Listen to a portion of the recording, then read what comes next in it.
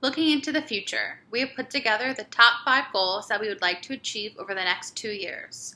The 5 goals that we have set out to achieve are new client membership, market presence, contracted instructors, a responsive marketing strategy, and to see a steady incline in sales.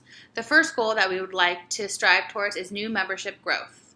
We plan to achieve this by using our marketing strategy, word of mouth, and trial offers to entice new membership.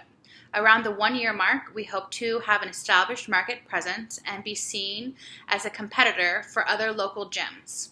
We aim to achieve this by providing the best possible service, as well as create a reputation for who we are and what we do.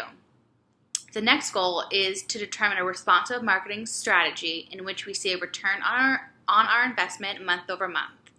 We project by the end of year 1, we will be able to narrow down our marketing strategy to best determine what avenues reach potential clients the best.